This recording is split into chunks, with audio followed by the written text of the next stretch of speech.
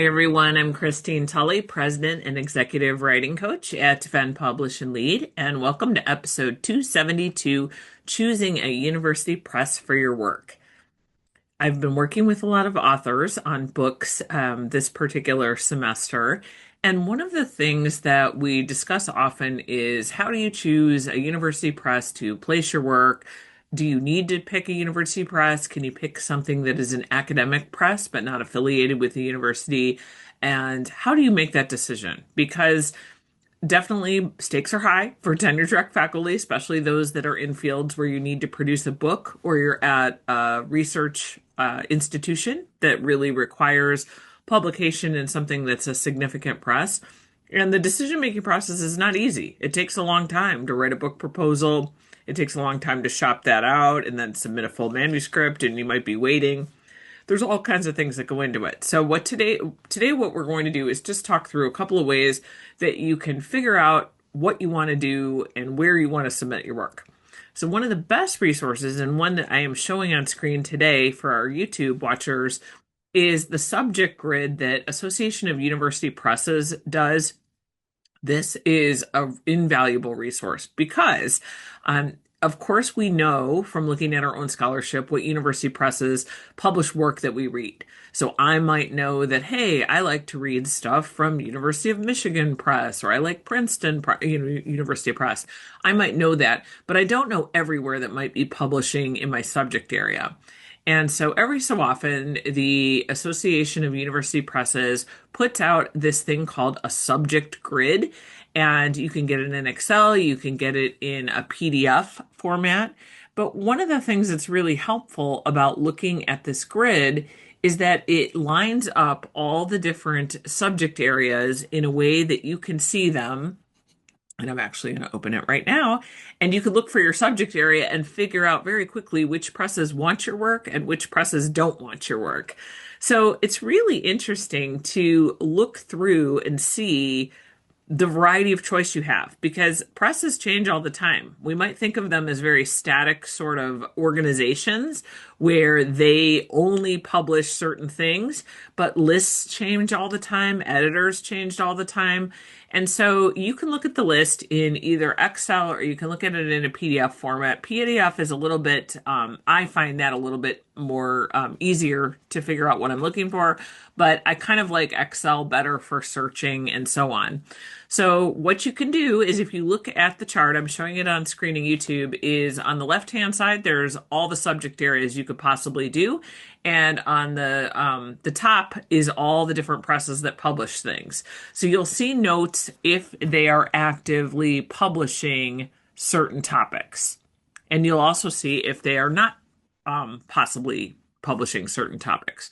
So, one of the things you might look at is figure out your subject area, but also figure out if you have more than one subject area. So, for example, I'm in writing studies, but I might also look at language. I might look at composition. I might look at communication.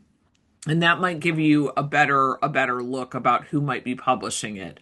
Other things that you can pay attention to, which I think are really helpful here, is that once you see that they at least have something in that area, it's still on you to go to the press itself and see the types of books that they are publishing. Because what you might find out is, for example, if you publish something in astronomy, so I'm just looking at that on screen right now, Columbia University Press has an active list where they publish things in astronomy. But once you go there and look at some of the books, you might discover that's not the kind of astronomy you might be doing. But there's also, and I can see this just from looking at this, there's not a ton of presses that are publishing in that area. So even if you don't see something that looks like they might be receptive to your work, that doesn't necessarily mean they won't take it. It might mean that you just want to do an author query. A lot of times the university presses will welcome a quick email query where you can just ask if your work is appropriate. One of the things that's really helpful to do is to make sure that you have a very short description of your book, a paragraph or less, and definitely something about the key argument. And I would also title this book. So even though you might not have written it yet, it's totally worth it to have that quick description really refined to say what it's going to do. And what you're asking is if the editor feels that it is a good match for your press or for their press. I've done this with many publications. And one of the things that's really interesting is sometimes they'll say, yeah, we really want it. But also, I have found that university press editors tend to be a pretty close-knit and friendly group. And a lot of times, if they won't take it, they will suggest other places. So they might say something like, well, we can't take it, but Clemson will take it. So yes, so that's something that you could take a look at. But I really like the idea of kind of finding a press. Once you figured out some possibilities about where you want to put your work, another thing that I would highly consider is how many books do they publish per year, and what does it look like the timeline might be, and how you can tell. There's a couple of clues. One would be to look at new books that are published in the last year or two. You can just count them up. Sometimes you'll see 20 from a press, sometimes you'll see four. And obviously, if there are only four books coming out a year on a press, if you're in a very crowded, competitive field, it might be tougher to get in. So that's not to say that that's a bad choice. It might mean that press is more prestigious and it's more important for you. Let's say you're at a very highly ranked research university, you need to land somewhere like that. Okay. But otherwise, you might look at one that maybe publishes a few more to get, up your chances a little bit. You might also look at how regularly they publish. Another thing that I looked at when I was looking for a university press for my work was to check to make sure that they publish something every year. And there were a few presses where I saw, say, a whole bunch of books in 2023, but then nothing for 2024 and maybe one for 2025. So sometimes this is signaling that maybe the press is, having some financial issues, or perhaps, the university isn't going to support it anymore. So these are all things to pay attention to, because university presses, like anything else, they're struggling in higher education. So all of those things you can take a look at. Couple other things I would pay attention to.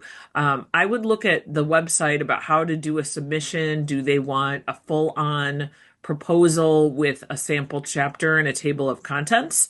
That's fine. Obviously, you need those items if that's what they want. Some of them will accept more of a proposal and a table of contents, but without the sample chapter, meaning if you haven't written it yet, that's not a problem.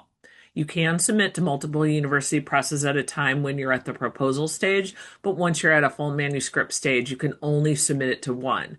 So one of the things you can do is send a proposal to a couple of presses, see who bites. If, say, 2 out of 3 want your manuscript, choose the one that you really would like, and then that's the one that you would send the full manuscript to. So you don't want to send a full manuscript to both presses. They do talk to each other, as I learned at many scholarly publishing conferences. One final thing I'd like to say, too, is that the only way the university press system is going to survive is if we actually buy university press books, and we buy them through university press websites when we can. It's easier for the presses to track them, to track sales. A lot of times there's discounts there that aren't on Amazon and other places like that. But in general, if there's a university press book I want, I always try to buy it from the press itself first, because I know it helps the author.